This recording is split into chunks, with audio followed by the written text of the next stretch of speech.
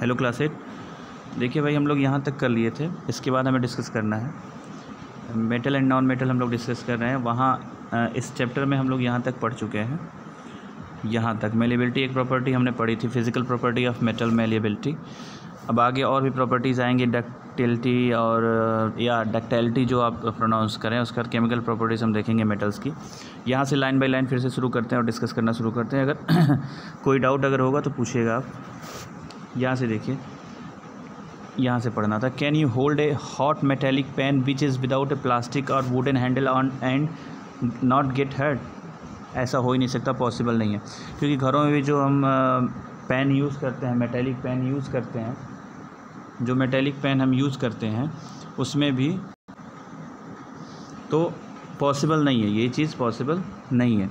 क्यों? क्योंकि मेटल यहाँ लिखा भी देखिए, परहैप्स नॉट। वाई? इसका रीज़न होता है क्योंकि वो एक रीज़न है कि कंडक्टर होते हैं। जैसे मेटल का जो पेन है, इसमें अगर प्लास्टिक या उसका वो हैंडल आप यूज़ नहीं करेंगे, वुडन हैंडल यूज़ नहीं करेंगे, तो आप जल सकते हैं। क्योंकि मेटल बहुत ही गुड कंडक्टर ऑफ हीट होता है, पूरे बर्तन में वो फैला होता है हीट, है ना। तो उसको आप अगर बिना हैंडल के टच करेंगे, और वुड और प्लास्टिक जो they are bad conductor of heat, तो ये लगाने की वजह से आपका हाथ जलता नहीं है, इससे अटैच करने की वजह से।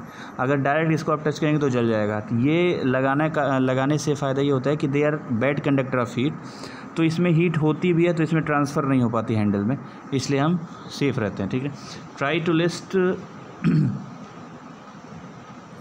एक सेकेंड, हाँ, try to list some other experiences in which a wooden or plastic handle protects you from being hurt while handling hot things। ठीक है ना, और भी कुछ एग्जांपल्स हो सकते हैं। On the basis of these experiences, what can you say about the conduction of heat by wood and plastic? हम ये कह सकते हैं वुड एंड प्लास्टिक के कंडक्शन के बारे में कि they are the bad conductor of heat. ठीक है ना, एक्सपीरियंस आप करेंगे। घरों में भी आपने देखा होगा, जो पेन वगैरह या कुछ भगोना वगैरह होता है तो उसका जो हैंडल होता है ब्लैक कलर का, कुछ प्लास्टिक का मटेरियल होता है, तो they are bad conductors of heat, और इसकी वजह से जो है हम सेफ रहते हैं ना। तो you must have seen an electrician using his screwdriver. Screwdriver आपने देखा होगा। What kind of handle does it have? Why? देखिए, वो भी जो है क्या होता है, एक जो स्क्रू ड्राइवर में जो प्लास्टिक लगा होता है, जिसका बना हुआ ग्रीनिश कलर का होता है, वो भी बैड कंडक्टर ऑफ हीट होता है। ठीक है ना, बैड कंडक्टर ऑफ हीट होता है, और बैड कंडक्टर ऑफ इलेक्ट्रिसिटी भी होता है।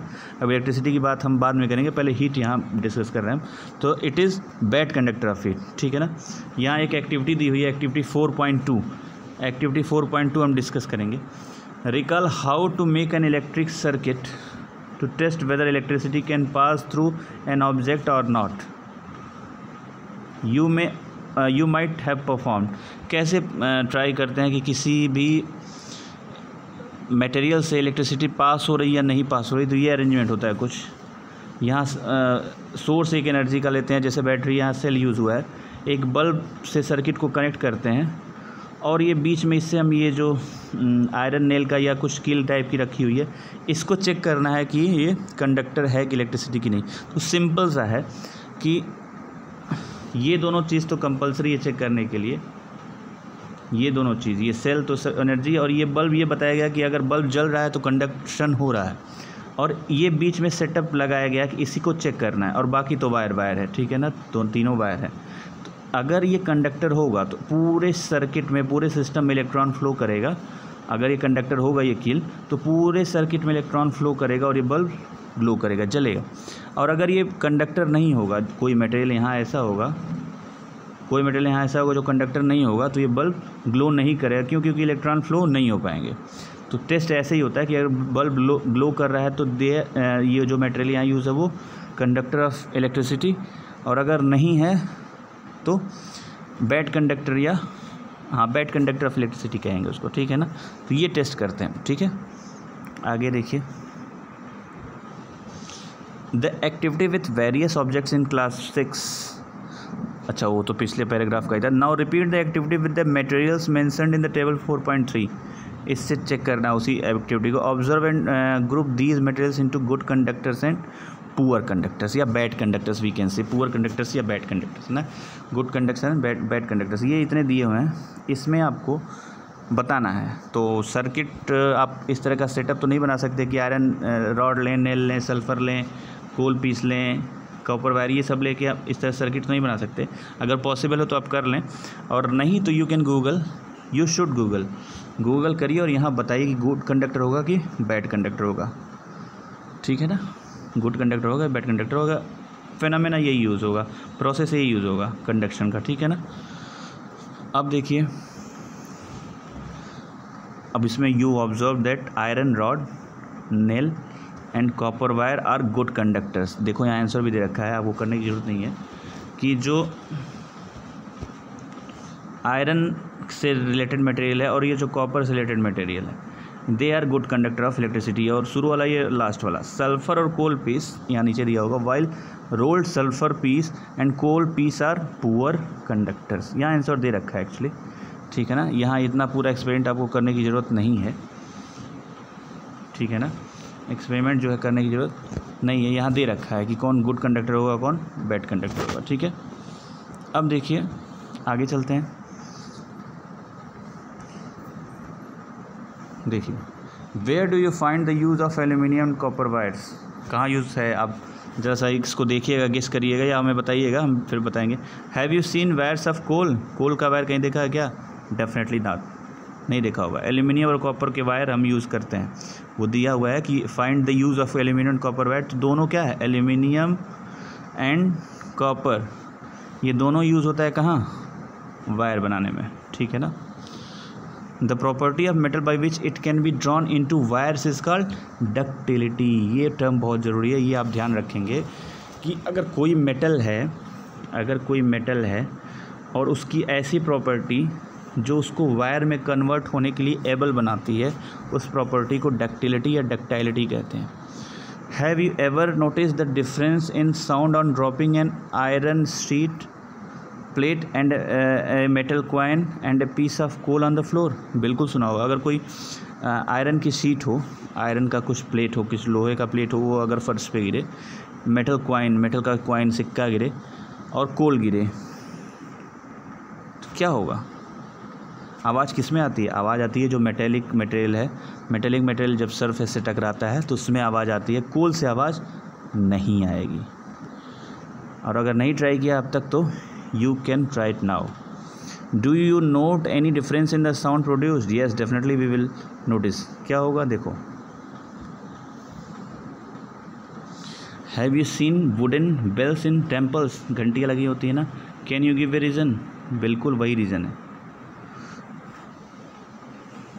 कि लकड़ियों की घंटी क्यों नहीं लगा दी जाती है मंदिरों में। भाई ऑब्वियस सी बात है कि मेटल के जो बेल्स होते हैं उसमें एक प्रॉपर्टी होती है, अभी आगे वो डिस्कस है, सोनोरस, ये यहाँ लिखा है ना कि मेटल्स आर सोनोरस, मतलब वो जब हार्ड सरफेस से टकराते हैं तो उनसे आवाज़ें आती हैं।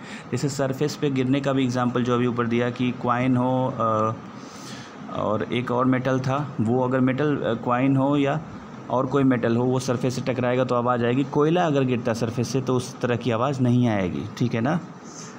उसी तरह का ये भी एक क्वेश्चन आपसे पूछा गया कि आपने कभी ऐसा भी देखा है क्या कि लकड़ी की घंटी बनी हो? नहीं, never.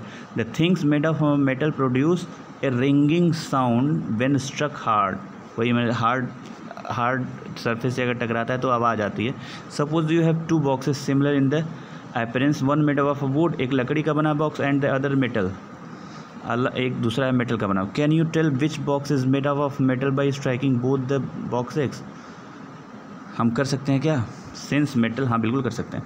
Since metal produce ringing sounds they are said to be sonorous. ये ध्यान हो, they are said to be sonorous.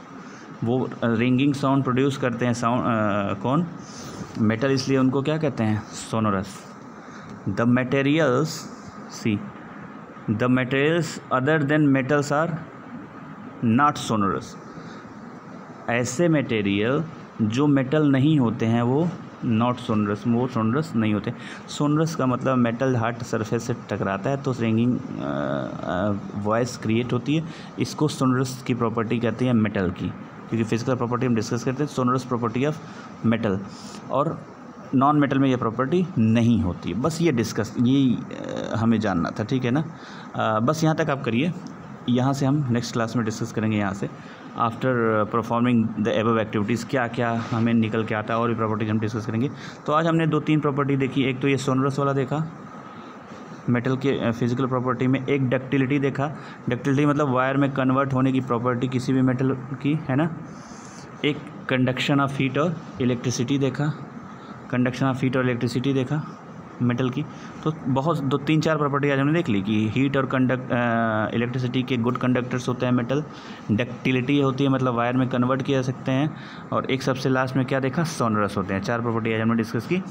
इसको आप नोट डाउन करें, फिर नेक्स्ट क्लास में यहाँ से आफ्टर से शुरू करेंगे। थैंक यू बेटा, अगर कोई डाउट हो तो पूछिए। Thank you.